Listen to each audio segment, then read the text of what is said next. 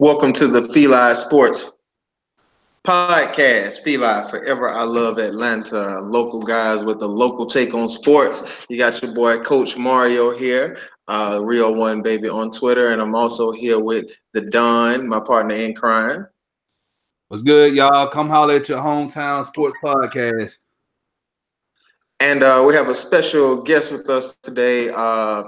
Football. We're gonna say expert. We're gonna call him an expert. We're gonna go ahead and we're gonna Go ahead say and call him expert. expert. Go on, We're call gonna him go ahead expert. and we're gonna put that on him. We're gonna put that on him. We got our football expert, Lieutenant Dan. Go ahead and introduce yourself and let them know where they can find you on Twitter.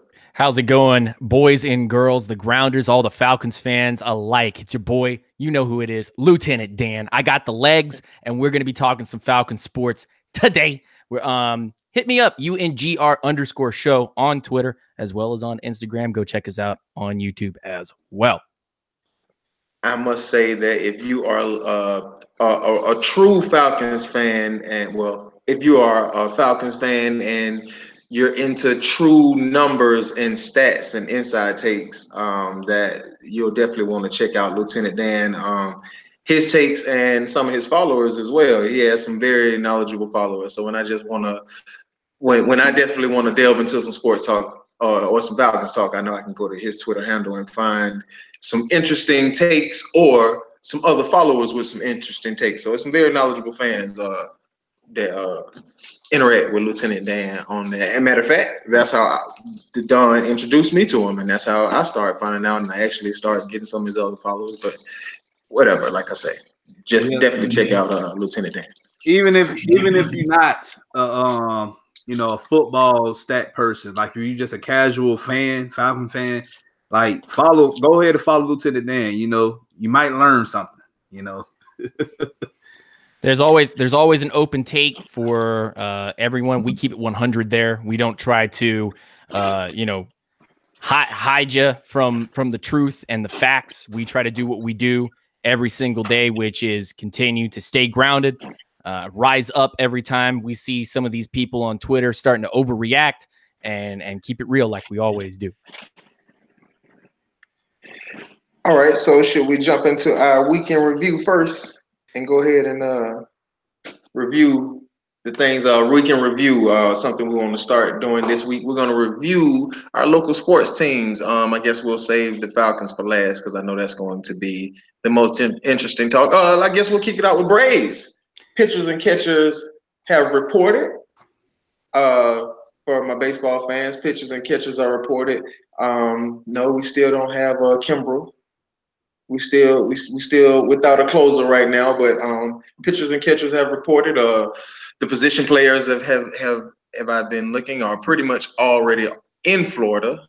Everybody, so Braves, my baseball fans, it's time. We'll get some spring training games next week, the week after. Yeah, so we'll be starting some spring training soon. It's about that time. About that time. Chop on. And then the Hawks, they played Orlando Magic last Sunday. They lost. The score was 124-108. They played the Lakers, and they eked out a win, a 4-point win, 117-113. And we also lost to the New York Knicks, 106-91. They also, this week is also All-Star Weekend.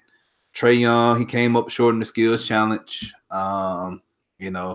Hey, he beat Luka, so the debate is over. Who should we kept? Luka, So the debate is over. And John Collins, he a lot of people say he was robbed in the dunk contest. So, I thought the whole little airplane thing was so corny and so lame, man. Oh my God, he looked like a complete idiot out there. I'm sorry, John Collins. I got to keep it real. I thought you looked a little suspect with the little goggles and the little hat. I was like, please stop, please stop. Yeah. Well, hey, he'll learn. He'll learn. I'm pretty sure that's not going to be his last dunk contest, so he'll probably get more invites throughout his career. And then also Friday, we had a new kit reveal for Atlanta United. It got me so hyped, I might end up buying me a Martinez jersey. Wait. You got to tell them what a kit is. What's a kit? The new jerseys, the new gear they're going to wear for 2019. I know what the kit is. Yeah. But maybe the viewers don't know. Exactly. So your new kit, which is your new jerseys. Atlanta revealed those. They look pretty swanky. And also, very quick, a quick shout out to Orlando City, who also new kits as well. Brand new kits for them. They took the collar away, so we don't pop the collars anymore. We got kind of like a V-neck kind of. I don't know. It looks like some kind of like Under Armour looking stuff, which is pretty swanky as well. So, yeah. Hopefully y'all get y'all a star soon. You know. Well, funny story. Landed in Orlando yesterday. Former Manchester United and international from Portugal, Nani, has just landed in Orlando and is trying to get a deal done. That is a striker for Orlando, potentially to put together with Chris Mueller, as well as Dom Dwyer, formerly of Sporting Kansas City. So that'll be a lot of fun if he does sign, and we'll give the team a little bit of that old Kaká feel, where anything could happen, and all it took was one little kick, a little misdirection, a little deflection here or there, and it goes in the goal. And hey, comeback kids, cardiac boys, because that's what I'm hoping for Orlando from this point on. You got your trophy, you can celebrate and whatnot. We need one, man. We need one. The poor boys over here in Orlando. Yes. Hopefully we can build a dynasty in Atlanta, with Atlanta United, because I don't really think they slowing down anytime soon, So, but also, we had one more big thing happen in the city this week in the sports. Something we kind of touched on the Sunday on the show last week, and then Monday it happened. UGA signed, depending on where you're looking at, one of the top recruits. Well, I'm sorry, he didn't sign. One of the top recruits verbally committed to UGA. I don't think they signed to April, so we got to hold on to a couple months. Anthony Edwards, 5-star shooting guard. So Tom Crean, and we just talked about this last Sunday, Tom Crean is getting one of the top players around to come, and it's looking like that it might be a domino that Edwards is recruiting guys to come play with him for 1 year next year. But that might have been, like I said, besides what we'll get into next, I'm pretty sure one of the biggest things that happened in the city this week. So good luck for UGA basketball. Yeah, y'all still ain't gonna beat Michigan, but anyway. But okay. Next topic. So now we're going to get into the into Falcons business. Now, Brian Poole will not be retained by the team. They said earlier this week that they're not going to give him an extension or resign him, so he's going to walk as a free agent. I hate saying I told you so, but I've been saying this for a year. On another platform, but I said that we're not going to bring him back. I said we're not going to bring back Poole. I'm gonna leave it at that. This man just tooting his horn. Don't worry about him. Don't worry about him. He's just trying to toot his horn. He'll grab at anything at this point, right? Now, I want to ask both of you personally your personal opinions on Brian Poole's play. Not the contract, not what it will mean, not what it will cost to bring him back. Just how do you personally feel about his play the past 3 years? Don, you want to take it? I'm just gonna give just a brief synopsis of it. His coverage skills is just not good. Like, he's a great tackler. I really think that he would have suited better as a safety. But you have, Keanu Neal, and you have Ricardo Allen. Yes, Allen was out hurt, but he more suited as a, specifically as a strong safety. Just, you got to look at things like how it is. We have True Hunt. We have Isaiah Oliver. We got DeMonte Casey now playing nickel. So would you want to pay somebody $4 million just to come in as a dime cornerback?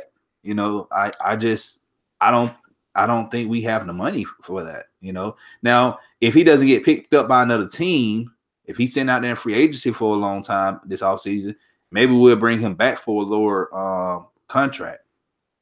His play though, you bad player, okay player, good player.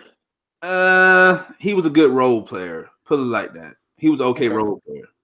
Okay, I can take that. My opinion, after watching him for a little while and watching him kind of groom under Dan Quinn's tutelage and so on, it kind of how I kind of put a light on it is Brian Poole was good for what Atlanta needed him to do.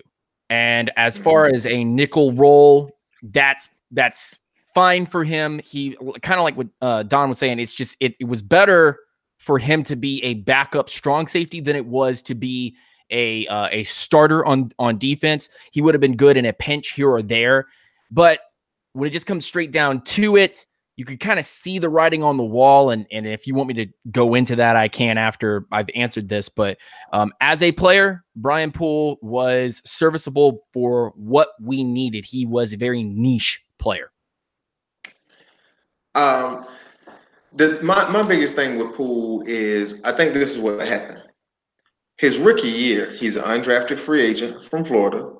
And, you know, a lot of people were surprised when he made the team. I'm pretty sure guys like us, we were following and we probably saw during camp like, hey, this guy's going to make the team. So not only to the casual fan that, hey, where'd this undrafted guy come from? As a rookie, he was a starter because I consider your nickel cornerback a starter. They're playing 60, 70% of the time. So he ended up coming in and playing well as a rookie because he's a guy you never heard of before. So we saw him make some plays, and I was impressed, especially for an undrafted guy. What happened, I believe, to Poole is possibly his rookie season was his best season. So the past 2 years, it seems like he declined. I think that he just had a really, really, really good rookie season, and it was hard to live back up to that. I like Poole because he's a competitor and I like his spirit, but you know, I don't see the next guy not being able to do what Poole did. You know what? I'm gonna just lay it straight. I'm gonna lay it straight for every single person that's listening to this right now. I'm gonna say I'll lay it completely straight. It's not that Poole got worse; it's that Damontae Kazee got better. Exactly. And so as things progressed, Poole was getting better. But the guy that was definitely leaps and bounds better than he was Damontae Kazee. And everybody is like, Damontae Kazee was the guy that was going to replace Ricardo Allen. Well, halfway through the season, towards the tail end of the season of 2018, Damontae Kazee said it himself, and even Dan Quinn reiterated that at the end of the season. I'm bored playing free safety. It's not fun anymore. It's not fun doing back here. This is not what I wanted to do. And that should have told you everything you needed to know. But no, Dan Quinn then comes in and says, well, we're going to have Damontae Kazee play some nickel and maybe even some free safety. And that should have been the finite, but still people were confused. So please allow me to reiterate.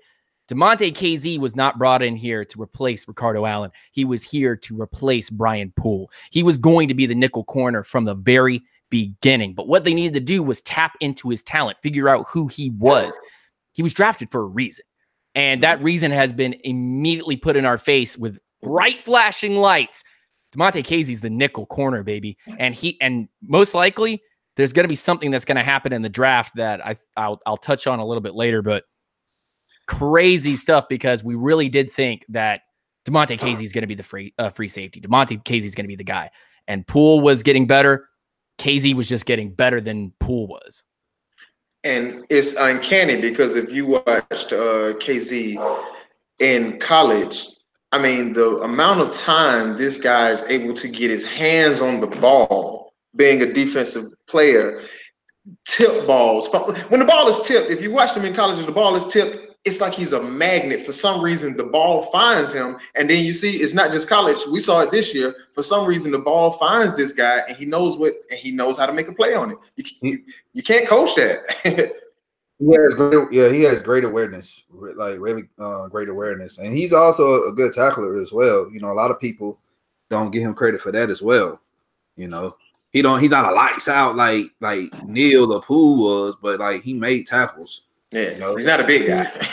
He's formerly a corner from San Diego State, so it's only natural for him to go back to a position where he is right up against a man, playing man-to-man, playing some zone. And we saw that his work at free safety showed he can play zone, showed he can get from one side of the field to the other, showed he can flip his hips. So now we have him at nickel corner, and I bet he balls out. And a lot of people are shout out to Real Pat Man on Twitter. Definitely go follow him. But we had a couple of discussions, Pat and I, where he's a little more standoffish about Devontae Casey starting at slot or nickel corner because he hasn't had any of that time in the NFL. I am sitting on the other side of the fence saying his former position was corner, and he just played free safety, and now he's coming back to corner again. I bet you anything that he'll have his problems here or there, but he's a baller. He's a lights out athlete. He's going to do well. Hey, we played Brian Poole out there as a rookie. We played Jalen Collins. They were rookies. If anything, you would say Casey certainly has more experience than them because he's about to go into his third year, and he had a breakout year last year. So he definitely has more experience than an undrafted free agent rookie. You know. True. Yeah. Well, when you looked at Casey's tape when he got drafted, you knew he was going to be a special player for us. So. I never doubted that KZ was going to eventually find his spot on this team as a starter. So I knew that was going to end up happening. But other news, and Will Haggard was hired as the offensive assistant. He was formerly the quarterback coach assistant in Seattle. Yeah, something along those lines. Yes. So, what do you guys take on that? You know my thing on coaching hires. Coaching hires, you always have to wait and see. Bill Belichick's been fired before. Bill Belichick's been fired. We just talked about this last year. Jimmy Johnson's been fired. Everybody. So with coaching hires, you have to wait and see. I'm not one of those guys that when we make a coaching change, you have to wait and see. Coaches fail and succeed in different places all the time. So I'm a wait and see guy on coaching changes all the time. I'm going to sit back and I'm going to look at it from a little bit of a different angle. There's a lot of veteran leadership in this coaching staff. And if you look at 2018 versus how many coaches are veteran guys have been in this league for a very long time, it's night and day. The guys in the 2018 season, most of those guys were inexperienced at some of the positions that they were being asked to coach at. There was a lot of craziness, guys from the defensive side coaching on offense, and guys coaching at the offensive coordinator spot but had never really coached there before. Defensive guys that were former offensive guys. So it was all over the field. Now, stability everywhere, and you have guys at key positions that they're comfortable with. Dan Quinn at head coach, but now at DC. So doing a little bit of a part-time job there. A couple coaches now helping him manage the clock, manage some timeouts, manage reviews and such. Dirk Cutter now the OC. Mike Malarkey now I believe the O-line coach or tight end coach. These guys are all experienced at what they're doing. I expect these guys to, whether this offense is average or above average or great, these guys will have a veteran presence and they'll know exactly what calls they need to make, which is important. It's very, very important. So bringing in another veteran coach, that's going to be key to success going forward. And each one of them have different theories on how to, run an offense, which is good, because everybody can bounce out ideas off each other instead of instead of everybody having the same idea. That's not really creative. You don't get creative like that. Okay. So the good part. What are we doing in the draft?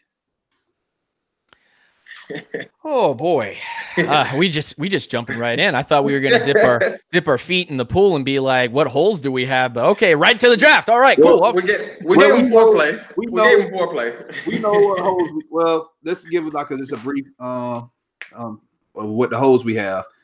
We know we need help on defensive line. That's number one priority right there. Number two priority, we need to find at least a guard or two guards in the draft or in free agency. And, everything else, we just need more depth on defense, like depth at linebackers, depth at DB, preferably safeties. We need backup safeties. So, well, me and you may agree that defensive line is our number one area of need, but as we saw on Twitter today, many people think the offensive line is the number one area of need. Now, I told somebody this today earlier. I was just having a discussion where I was a couple hours. Depending on which one you believe is the bigger need, I don't want to reach. So if we have our draft board, and I said this last week, if we have defensive linemen rated above their draft, we've graded them above the offensive linemen. I don't want to reach and take an offensive lineman that we have a second round grade on over a D lineman that we have a first round grade on because we need a guard. I want to take the best player available at the position that we need. I'm going to go this way with you. All right. There's no such thing as reaching in the NFL. It's all about coaching. And now you got me a little heated, so I'm going to go throw some things down for you. Okay. Reaching. I guess then you must have been really upset about Keanu Neal, who was a day 3 prospect. Yeah, or something, a day 2 prospect, 3rd round. You must have also probably been upset about Deion Jones, who was also drafted out of round as well. You might have also been a little upset. I have to stop you there. Yes, but I'm not an expert. I didn't go to Mobile. I didn't go to Indianapolis. So evidently, yes, the experts knew that Keanu Neal. So he wasn't a reach because we can see now that the kid does have the talent. So that's not a reach. That's just me being uninformed and me not knowing that Keanu. Evidently, Dan Quinn knows this kid has first round talent. It's a reach. It's a reach when he doesn't work out. I'm gonna be honest with you. In 2016, watching the draft on draft night, first round, we seen Keanu Neal, and I was saying like, what the hell, Me too. Like, why are we picking this guy? He's a day 2 or day 3 person. I'm just looking at it from that time frame. Now, fast forward to now, that was a great pick. That was a pick we needed. Deion Jones, same thing. I'm saying like why are we picking him? And I said to myself, I know we need to Paul Rolio, we need to replace him, but I love Deion Jones anyway in college. I loved him in college. So yeah. At the same time, BS people like his best player available. That's what we did last year when we drafted Calvin Ridley.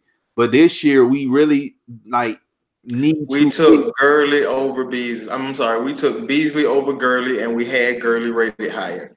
But sorry, I don't like that. But you got to but you had Devontae Freeman, so you're going to draft Todd Gurley, and then you're going to have Devontae Freeman sitting right behind that, and that was your lead running back. There was no reason to take Gurley. See, we don't need to go down this road. What are the things that need to be done right at this very moment? Who would you rather have? Who would you rather have? Who would you rather have? A generational talent or Vic Beasley? I don't know. Do you want to pay Todd Gurley amount of money, or do you want to have Vic Beasley, who was supposed to be a role player for this team and then was overutilized at defensive end?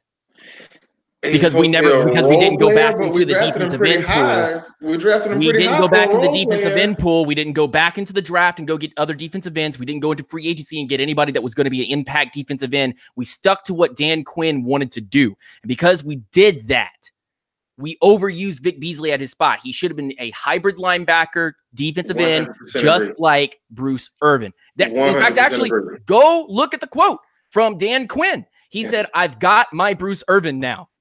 And now Bruce Irvin is here, and he said, "I'm not taking anybody's job." Smiley face, wink, walks away. I 100% agree with that, and I said it from day one. I never liked the Vic Beasley pick because I was like, if we were going to come and line him up and put his hand in the dirt every play, I 100%. I still believe Vic Beasley can be effective if used the way we just talked about, Dan. But at the time, as a fan, when I get the draft pick right and the experts are wrong, that bothers me. I was right about Gurley. And that bothers me because I mean, he's injury prone and he barely played in the game that he needed to be playing in. The all generational talent, the guy that's going to be commanding massive dollars from the LA Rams, is barely played the game that he needed to be played in the most. In fact, actually, who was it? CJ Anderson? CJ Anderson was the guy that was running the rock. Big Beasley is healthy and not producing though. That's because he was overplayed for 3 straight years. We're talking about a guy that was playing on defensive end. It's not supposed to be a defensive end. He's supposed to be a high end. We would have won the Super Bowl. No. See, no. Come out. Go back. Sorry. Listen, we have so many. No, you're not sorry. No. You're not sorry. You wanted to bring that up and you wanted to put that down. Here, I'm gonna put it straight up to where it needs to be. Falcons fans need to bleep off because those guys right now, the fans, are too emotional and not looking at the long-term project. The long-term project for this team. The long-term project for this team. The long-term project for this team was we already had a running back. Why would we draft another running back? We needed to do what Dan Quinn needed. And unfortunately, when Hageman and when Jalen Collins both got hurt, it set us back 2 whole years. Exactly. That's not a lie. That's facts. That's truth. That's 100%. Because if both of those guys were still playing with this team, we would have drafted differently for 3 straight years. But here we are. All right, now here we are. Speaking of generational talent, because there's a lot of people who really want to get generational talent. You gotta look at Megatron. He was a generational talent. What happened with the Lions? You know, sometimes you can't just win a Super Bowl. Did he perform? Did he perform? Did they win a Super Bowl? Did they win a Super Bowl? Come on, don't do that. That's the same thing you're doing to me right now. No, we were in the game. We would have won the Super Bowl if we had Todd Gurley. Because we were in the game. The Lions weren't even in the playoffs. We were in the game. Again, all right. So obviously, all generational talent, right? All generational talent, I'm stretching it. All generational talent, right?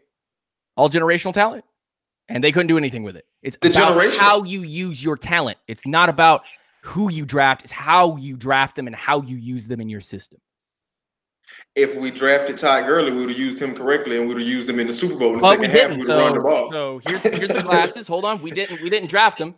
If we have him, we would have used him. If we didn't draft him, so we couldn't use him. Exactly. So we can't talk about it. He's a Ram, and we have Falcons. So we should have drafted the best guy. But we didn't, and that's over. So let's start doing that. Let's start doing that now. So my whole point is, if the best guy is on the board, let's not take another guy because that's what we need. So that is my point right now. If the best guy on the board is there at 14, let's take him. Let's not take a guy that we know is not as good as the guy at 14. I don't want to do that. Sorry. Quarterback, I obviously feel different. If you have a top quarterback, obviously you don't just go take the top quarterback. But the best guy at 14, that's the guy I want on my team. All right, we all gonna agree. We all gonna agree to disagree because here's my thing. Like you're saying we should have drafted Todd Gurley in 2015, and you saying that in 2016 we could have won a Super Bowl with him. But our offense was doing great with Devontae Freeman, Tevin Coleman. Running game did not cost us the Super Bowl, okay? Yes, it did. Offense, no. Not running the ball, so it's still semantics. It's semantics. Had we run the ball, we would have won the Super Bowl. So it's semantics. That's yes, the running game, but not running. That's not the running back's fault. That's Kyle Shanahan.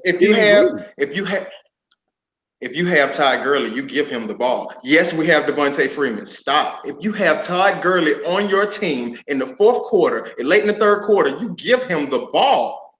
Everybody does. I'm sorry. Even Kyle Shanahan would have said, no, we're giving the ball to 30. Well, but, I digress. Like you say, I agree with you. Would have. And, all right. So, this year, let's talk about 2019 draft, okay?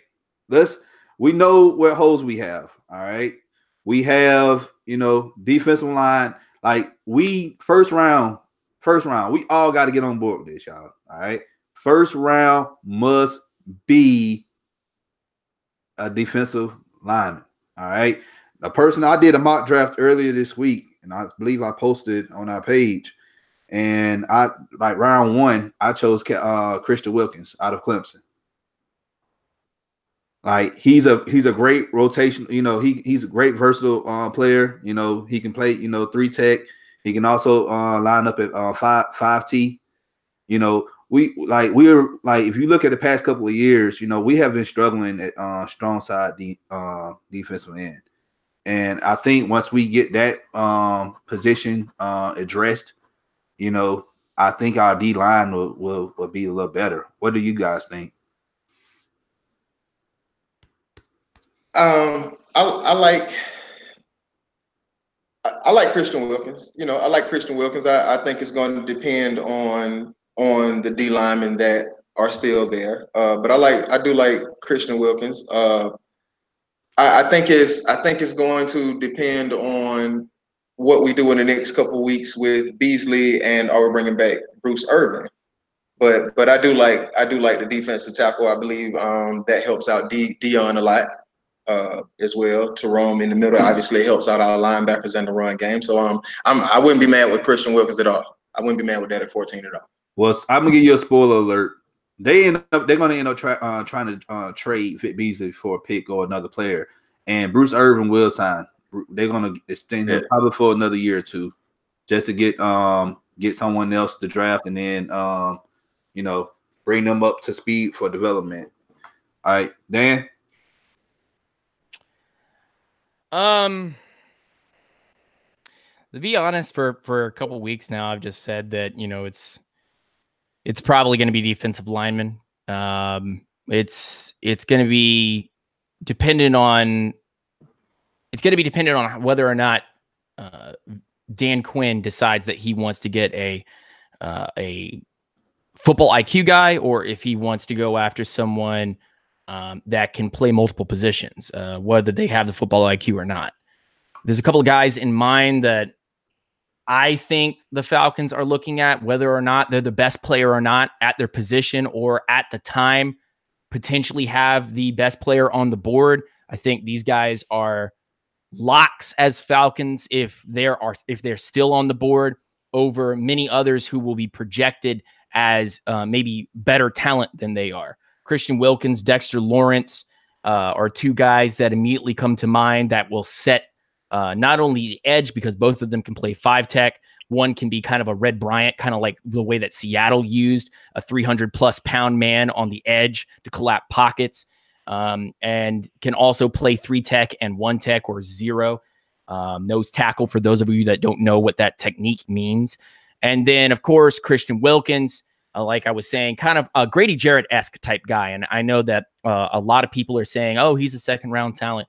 I think those people have tried to project that so that they can put guys like Ed Oliver, or Rashawn Gary, or Cleveland Farrell in the limelight, which I think is absolutely silly, because I've already looked at all the tape on those guys and they all have incredible issues, whereas guys like Wilkins and Lawrence are as blue-collar, down-to-earth, do their job and nitty-gritty dirty, and would give the Falcons exactly what they're looking for. And another guy that didn't perform well in the Senior Bowl, but I like his tape and on-the-field ethics and work, is Zach Allen out of Boston College, who can set an edge, create pressure, and is incredible football IQ guy. And I kind of compare him to Luke Kuechly and Matt Ryan, where they're going to be the plain Jane pick that not a single Falcons fan wants, but is going to produce for you every single game. And he may not be on the stat sheet every day, but he will create pressure. He will close up pockets. He will collapse them. He will be one of those guys that snuffs out screens. And while he is not incredibly athletic, and I use that term very loosely because athleticism means something different to every single person or fan or analyst, he is athletic for who he is. And it's very fun to watch Zach Allen. I don't think the Falcons are going to look at the board and necessarily say the best defensive end that is ranked here at 14 is the guy that we're going to take. We're going to take the guy that's best for our needs. That's what system adjusted round fit is. And that's a philosophy that I follow, as well as I believe the New England Patriots, the Seattle Seahawks, as well as the Baltimore Ravens and the Pittsburgh Steelers, they all follow that same philosophy. They take guys that work for their system. And it all shows in the Keanu Neal pick from several years ago, where a guy that was supposed to be a day 2 pick, they took at 17 because they knew A, he wasn't going to be there when they went to go pick, and B, he did exactly what they were looking for him to do. And you know what, man, I'm not going to say hindsight's 2020, but you look at Keanu Neal then, you look at Keanu Neal now, and you see how important he is for this team and what he is able to bring for the team. So I don't necessarily think the Falcons are going to look at any big board or have, any draft rankings per se. I think they're going to have a select few guys that they know they want. And those guys that they know they want, they're going to play footsie with other teams, and they're going to eventually pick up one of those guys. So they may not be the best fan-rated draft prospect, or they may not be the best ranked prospect on some site or something, but they will be guys that the Falcons say, that's my guy, that's the guy I want to play. Do you guys see us trying to make a trade to get another pick in the second or third rounds? You talking about like trade, from my 14th spot to go later on in the first round? No. I'm trying to move up with a player or some of our later picks to get another pick in it, because I don't see us trying to make a play to get another first rounder. If anything, I would see us trying to make a play to get another second to third round pick. Well, I don't see anybody on this team who will draft to get into the first and second round. Like if we trade Vic Beasley for a third round pick, like that's a great win for us. But it's gonna have to be him and a pick as well. I don't think we're just gonna be straight up. That's what I'm saying. Do you think that we future picks in the next upcoming drafts, or do we try to package like a 6 or a 7 or something like that to move up in the second or third to gain an additional pick in this draft? I don't think it's going to be as we trade Vic Beasley and a pick to move up in a pick. I think we're going to trade Vic Beasley for face value as far as a pick is concerned, and we might get a 4th and a 7th, or a straight 3rd and a future 7th. Yeah.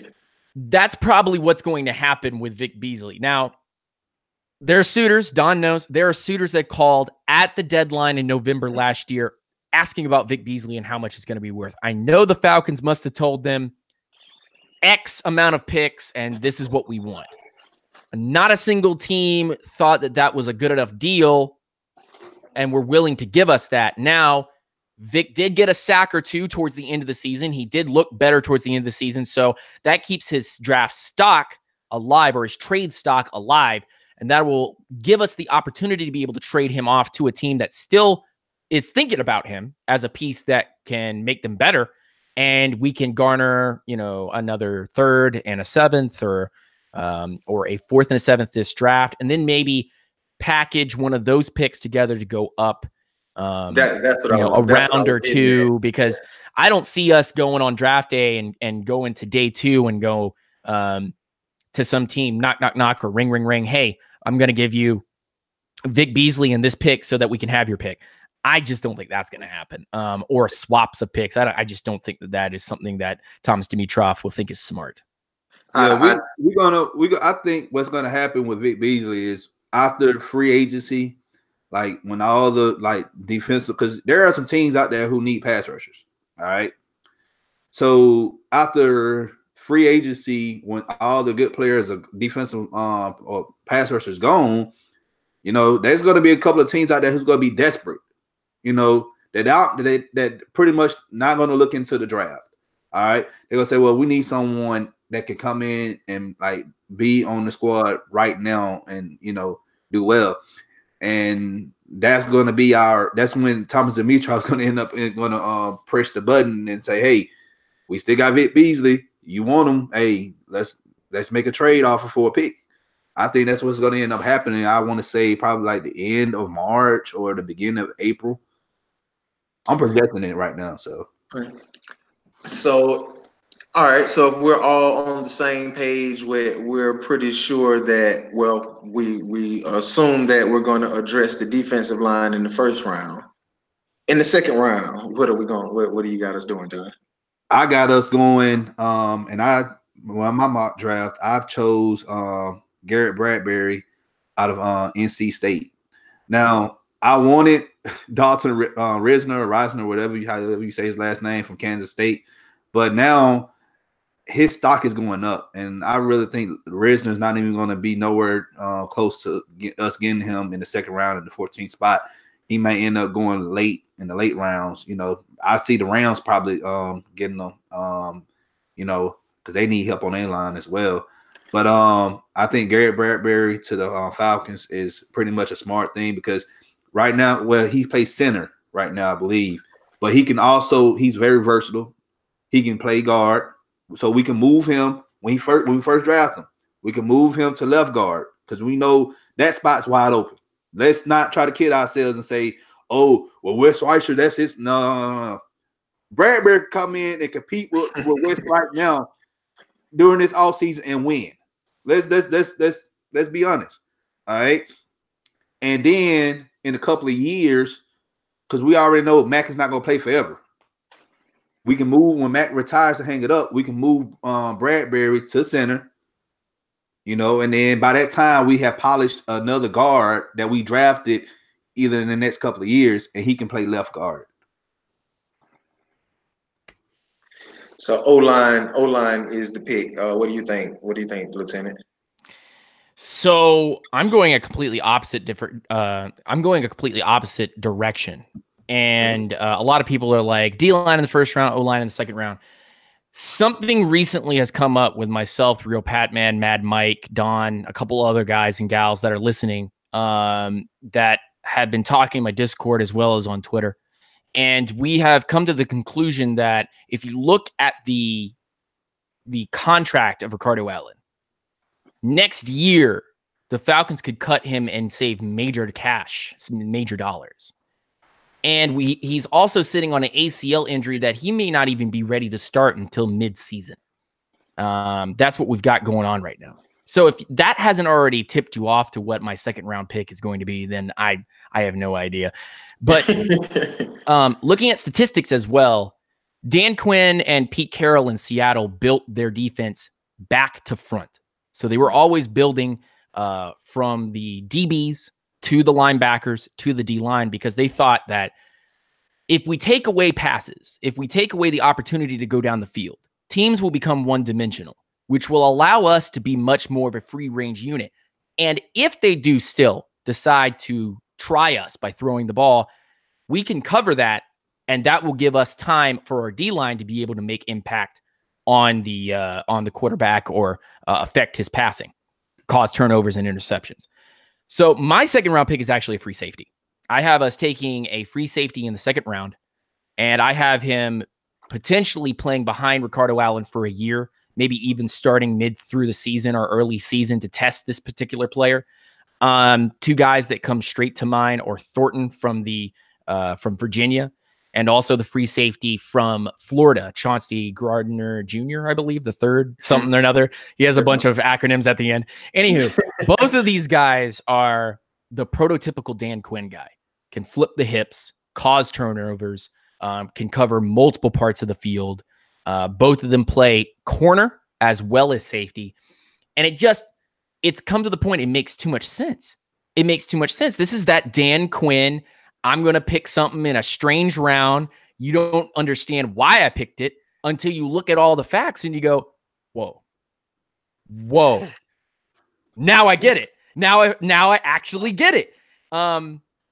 Free safety in the second round is starting to become a lock for me. And it's because a lot of the O-linemen that we like, the fans are into, and also the draft nicks and the people that are watching tape, a lot of these O-linemen that you think are going in round two, they ain't going to be there. They're going to be in round one. They're going to be gone. So, I chose O-line in my mock draft, but you just said something that, you stole my thunder, Lieutenant Dan.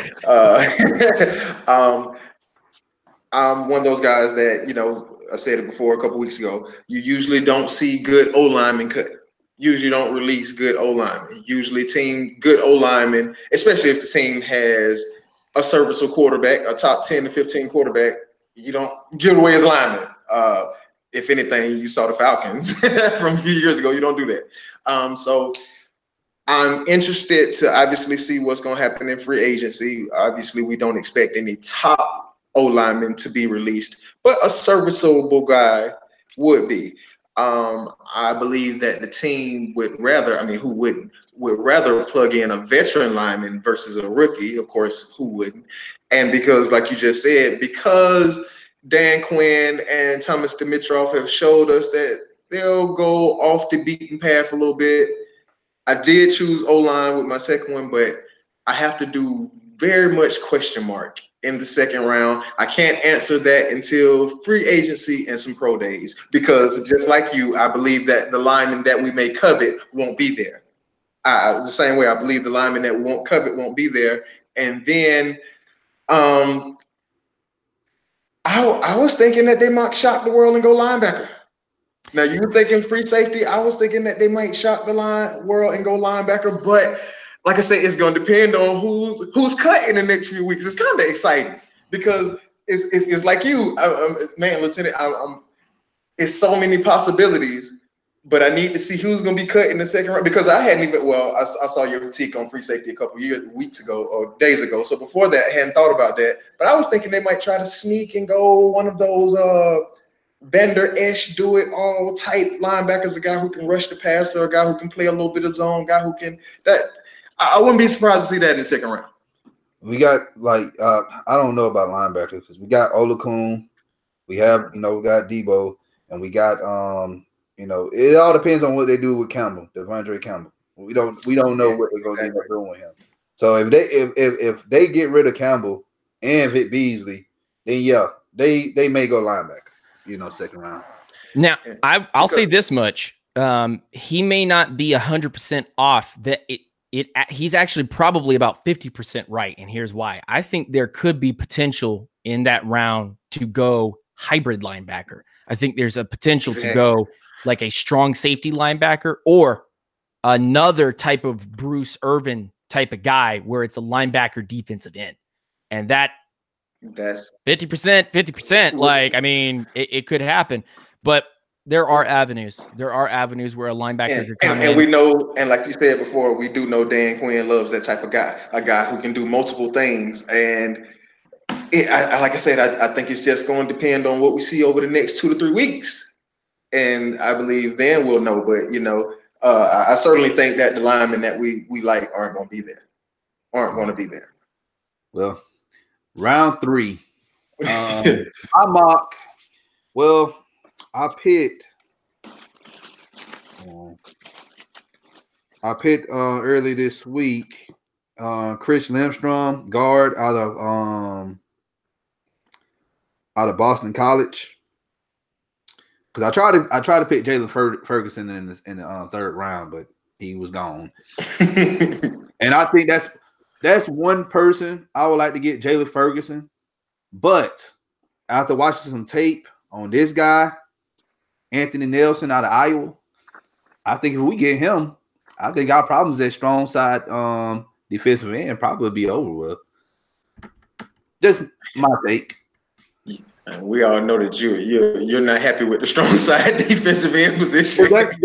If you have a base defense, if you have a great strong side defensive end, like you can control everything. Like you can stop the run.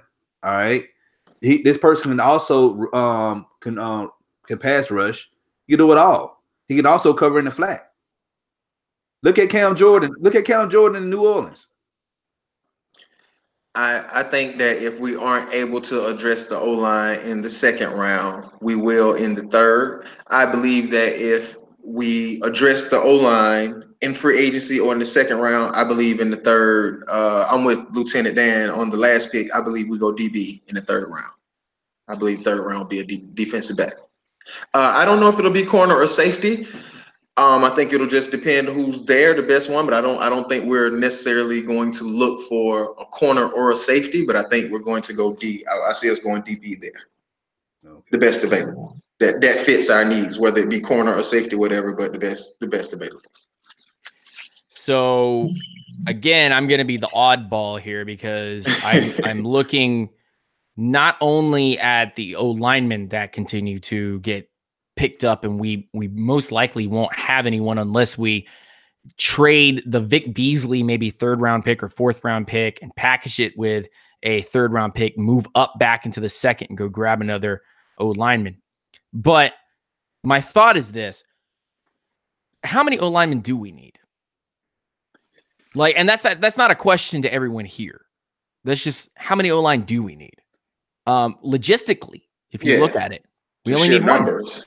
We only need one, and then everybody else is depth. Yeah, that's all we need is one. Who thinks Ryan Schrader can move from tackle to guard? Oh my Lord! Let's not. You in this changing positions. Oh my God! Oh, no! I'm calling him out on this show because that man can go into my DMs and try to whatever, or at me on Twitter, Scott Casket or whatever your name is from the Draft Wire, Falcons Wire. Castillo guy. Oh, that guy. Okay. I think I'm getting a nosebleed. I'm losing brain cells. I missed that. He said we can move Schrader from tackle to guard. He said that right tackle and right guard are no different. There's nothing different about those two positions. And that's when I lost my mind. Don knew he was going to set me off with this. God damn it, Don. It's a completely different footwork, right? Tackle kick step with it, right? 100% different footwork. It's 100% different hand. It's completely different technique. It's completely different for their responsibilities. Right guard and right tackle are not the same. It's like two different worlds. Oh, and by the way, just letting everyone in the entire world know that if anyone says Jonah Williams, the left tackle out of Alabama, should be the Falcons pick and he should be moved from left tackle to left guard or left tackle to right tackle, I'm going to chew them out and block them on Twitter because Jonah Williams is a left guard through and through in the NFL, and he doesn't even have the proper technique to play left tackle. Oh, and by the way, you're telling me that he's supposed to go from one side of the line all the way to the other side of the line and still be effective. Get out. Absolutely get out. It's my third round pick's a tight end. Third round pick's a tight end. It's Caden Smith. Caden Smith out of Stanford. Great blocker, great catcher. We don't know what we have in Salbert. We have no actual veteran tight end. Cutter loves to use his tight ends. So my 3rd round pick is a tight end. So I'm kind of going defensive line, free safety, and then tight end. And everybody's going to be like, but what about the O-line, Lieutenant Dan? How about you hold your butts and just chill out? Well, it seems like we all kind of agree too. I use the term reach, but the guys that we covet on the O-line, we don't think they're going to be there, and so we're not just going to take a guy just to take him. I'm looking at you, Don. I'm looking at you, Don. Yeah, it got to be somebody who's going to fit in our zone blocking scheme as well. So if this O lineman doesn't fit that role, then we're not going to pick him. There's only like 2 quality guards I've watched film on who will fit the Falcons' role at guard, who could come in and start, and that's Dalton Risner and Greg Bradbury. That's about guys it. Who can move. Guys who can move. Yeah. That's about it. Everybody else is like, we're going to probably need a year or 2 to try to develop. We don't really have time for that. In that case, we might as well just get a veteran lineman and come in, plug him in. But let's keep going through the rounds, you guys. Round 4, we got 2 picks in round 4. I've said this. I said, well, and you go love this, coach. I said, well, since we know Coleman is not going to come back, the signs are pretty much aligned that he's not coming back. Okay. Now you left with Ito and you left with Freeman, pretty much the same type of running back style, same style running back. So where he's going. This player is going to be available for us. And this will make a lot of people in our fan base happy because they also Bulldog fans as well. So my 4th pick would be Elijah Holyfield out of Georgia. And then my other pick, hold on, I got another pick, 4th round. My other pick, because we need to address a pass rush because we done lost, Shelby. Shelby's not coming back. and Brooks Reed. So I said, well, we can go ahead and draft Jonathan Ledbetter out of Georgia. So that's what? 2 UGA players and one guy who lives around the corner? In the 4th round, I think we go offense as well. I want to steal Lieutenant Dan's 3rd round pick. I think we go tight end in the 4th round. And I think we'll definitely go tight end. And the other pick will either be a running back or a receiver. Like you said, depends on being there. But I think we may go tight end and wide receiver in the 4th round. I don't think we'll go running back. So I'm going to go tight end and wide receiver in the 4th round. I'm gonna go early 4th rounds because I can't tell whether or not we're gonna be making any trades or anything, and because we're not doing any trades in this, I'm not 100% sure. But once the 4th round comes around, you have 2 picks. You have a normal pick and you have a compensatory pick. The compensatory pick is towards the 5th round. So whoever you're taking at that compensatory pick is somebody that you were hoping that fell to that spot. That being said, I'm gonna go with an O lineman and I'm gonna go with a defensive tackle. So yes, I'm taking a defensive tackle in the 1st round, then I'm taking a defensive tackle in the 4th round, and here's why. One of these defensive tackles is going to be listed as a defensive end and is going to be playing inside-outside. So I don't have particularly anyone set up at this, a name set up for this pick, but I do think that a defensive tackle gets picked in the 4th round. And then, yes, our 2nd pick, I think it's going to be a running back. I think you'll get Elijah Holyfield or your Benny Snell Jr. or someone along those lines. They will give you a little bit of a different running style than Ito and Freeman, who are your inside outside zone runners, the guys that are one cut that can, make a guy miss. And then, a guy like Holyfield or a guy like Benny Snell Jr., more of the short yardage, bust off someone, maybe break it after you hit somebody. I guess that brings us to round 5. I think we'll take a quarterback. We'll take a quarterback. I don't think we're taking a quarterback this early, because we got Kurt Benkert, and I believe that they're going to end up. I don't know what they're going to do with Matt Schaub. I know they might end up restructuring his contract, or they may just get somebody in free agency. That's a team that pretty much released. But 5th round, I'm gonna go ahead and go through the rest of my picks, because 5th, 6th, and 7th, hey, that was the later rounds. My 5th round pick, I got 2 5th round picks. One of them is a guard, and the other is a defensive lineman. I really like Garrett Brumfield out of LSU. If you look at history, how the way Dan Quinn been drafting, every year we get it's a ritual now. We get an LSU player, all right?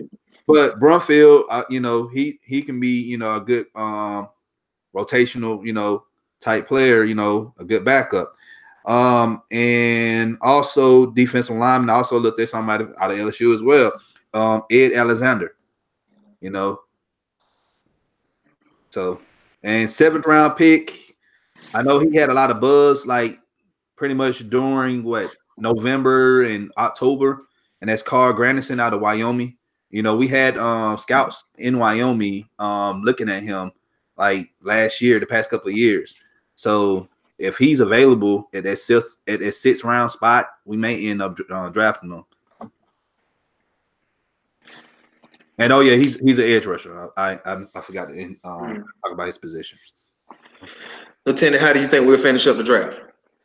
I'm going with an O lineman. I'm going with a defensive end. I think that this is where we strike with a prospect potentially in the 5th round, where we bring in an O lineman to work there. Look, there's going to be an O lineman taken somewhere in this draft. And I think that it's actually going to be, closer to the 4th and 3rd round, or somewhere in that area, depending on what you do with Vic Beasley and what you get compensation for him. So that is a huge X factor. Exactly. And we have no idea how that's working. Will it be another 4th round pick? That's 3 4th round picks. Will it be a 3rd round pick? That's 2 thirders.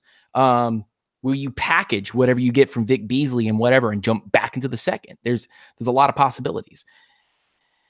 O-line is going to have to be developmental, or it's going to have to be an instant starter. And I think Fusco's coming back.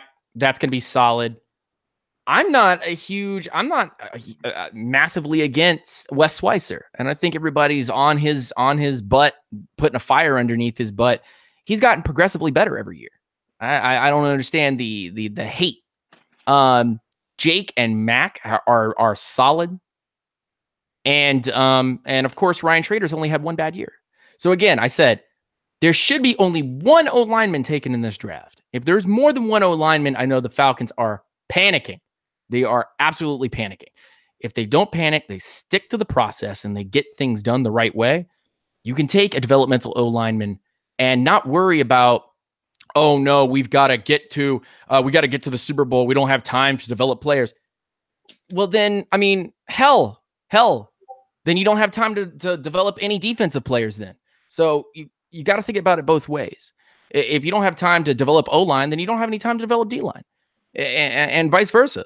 So again, like I've said, there will be an O-lineman taken in this draft. And then I have another defensive end taken, and this will probably be a project defensive end that we'll put on the end because I think that we're going to be playing with a lot of defensive tackles in a rotation that are going to be all over the line, which will be really exciting because only having two pure defensive ends in Tack and Means, and then maybe bringing back Bruce Irvin as a defensive end linebacker, and then having all these defensive tackles that have so much work. Yeah, that's kind of what I believe. Yeah, we got to get heavy on the defensive line, man. Like we've been getting pushed around because everybody like 240, 250. We need to get some guys that's close to like 300 pounds. And you guys talk about it for a second. If Dan Quinn and company build things from the back to the front, and they believe that DBs and linebackers are the creme de la creme, they're going to spend a lot of draft talent on those guys, develop them, and turn them into gold. Then defensive line can be a mesh of all kinds of guys. The designation DE and DT will be no more because it will just be DL. Guys just moving everywhere. You'll see guys like Grady playing 5 at defensive end, and you'll see guys like Sanat and Tack like switched, and it won't matter to Dan Quinn because he'll have his lockdown guys back there and defensive linemen. You guys talk about that for a second because I think that's huge right there. We see that in Seattle, and we also seen that well, not a glimpse, but we seen that in 2016 as well after he took over duties from Richard Smith. Dan Quinn moved his defensive linemen around a lot. He had Michael Bennett playing all over the line. Yes. We saw Michael Bennett play 1, 3, 5. We saw him slide out to a 7. We've seen Michael Bennett play all over the line in Seattle. Yes. And guys out there, y'all listening, like just because you see something, especially this season, you see somebody listed as a D tackle, like they listed as that on the depth chart. But they probably that doesn't mean anything. It's just a numbers game. Yeah. Look at the old Seattle defense. They had a guy at 330 pounds playing defensive end in Red Bryant. I see that in Dexter Lawrence. They had guys playing on the inside at 280 or under. I see that in guys like Tack. I see that in guys like Grady Jarrett and guys like Michael Bennett. I see those guys, and they're already on our roster. A lot of them are already on the roster. This is the time to strike early and often with this defensive line. Add a couple pieces here or there. This O-line's not bad. It's actually the coaching that has everything to be the problem. Mm-hmm. I mean, that's the truth. We know Sark was trash. We know this. Everyone know this. And whoever in and out and saying that, oh, it wasn't Sark, it was Matt Ryan, like, you can go jump in Lake Lanier. I'm done arguing people like that about, oh, it's Matt's fault. I'm not going to keep doing that. I'm not going to keep going back and forth. All right. So I guess we pretty much did a rundown of the rounds. So we know what we need to be, successful in 2019. Only thing I can tell you guys is like, just calm down, chill out. Don't have your expectations too high. My expectation is, If we could just win the division, my highest expectation, we can win the division. We can control what happens in the playoffs. Like, I know a lot of people out there, Super Bowl or bust, Super Bowl or bust. Well, it's like 15 other teams who are trying as well, and looking at it, how we performed last year. Yeah, we got a new offensive coaching core. Yes, Dan Quinn is taking over on defense, but end of the day, we're going to see how we draft and how we do this offseason. But I really think, just keep your expectations, to a minimum. I gotta say, it's actually pretty exciting right now because the past couple off seasons been pretty boring. Our key and core players were set, especially after a couple years ago when Grady and Keanu and Dion all arrived. Past couple off seasons really been kind of boring. So right now it's kind of exciting because there's so many things up in the air. So I'm very excited to see what's going to happen over the course of the next 3 weeks. I think it's one of those things where we're going to be docile in free agency because there's nothing. We don't have a lot of money, and most of our money is going to be going to Grady, Julio, maybe even surprise. We might even sign Deion Jones to a big deal, which would eat most of our cap there. Bruce Irvin probably is coming back. We don't know for sure, but there were teams out there that wanted to give him money before he came here. He came here because he liked being here. He wanted to be here. I think we won't do much in free agency, but man, when the draft comes around, you best watch out for Dan Quinn, man. That guy, just everyone who's listening to this, have fun with it. Like literally sit back, pop a beer, get some wine out, get some Henny. I don't care, man. Find a drink of your choice and just watch, man, and enjoy. Like I say it on my show all the time, stay grounded. Stay grounded. You know why? Because if you keep your expectations grounded, you're not going to start saying, hey, we're going to win a Super Bowl this year. We have to win a Super Bowl this year. No, you won't even say, oh, we have to make the playoffs this year. You won't even say we have to win the division this year. If you stay grounded and you keep your expectations low, then you'll be surprised by things and things will enlighten you. And then you'll get more into it anyway. So that's just my 2 cents about it. All right. Well, I guess it was a great show. Dan, go ahead and plug your information, your YouTube channel, your Discord, your everything, your whole unintentional grounding brand. Yeah, my unintentional grounding umbrella. You know who it is? Your boy Lieutenant Dan. You can find me on YouTube, the main source for all of my content. Unintentional grounding on YouTube. You can also find me on Instagram and on Twitter, UNGR_show. That's where you can find me on there. You can also find me on Discord because we like to have voice chats and discuss all kinds of topics with us. So definitely go join the Discord over there, Unintentional Grounding on Discord. Is that it? Oh yeah. In the Twitch, we'll also throw in the Twitch there for you guys. If you want to see me play some video games, talk live stuff, chill, relax, talk some football too. Go hit us up on Twitch. You can Unintentional Grounding on Twitch. All right. Well, it's been real. And we appreciate you coming on this evening. I know you had other important things to do, but we really appreciate it. I got all my important things out of the way, and I got the WWE Network up right now. We watching the Elimination Chamber. I'm about to go catch up on the legends and see what we're doing right now. Nobody tell me the score. I got it on. I'm recording it, so I can go start from the beginning. I'm about to create an improvement plan for one of my classes I got at Valdosta State. So hey, y'all won. But anyway, follow us, guys. Follow us on Twitter at FILA_SP. Subscribe to our channel, please. Hit that like button, please. Comment, share with your buddies. We are growing our brand each and every day. And we'll see you guys next week with another Forever I Love Atlanta Sports Podcast. Y'all come holler at your hometown podcast. Have a great evening.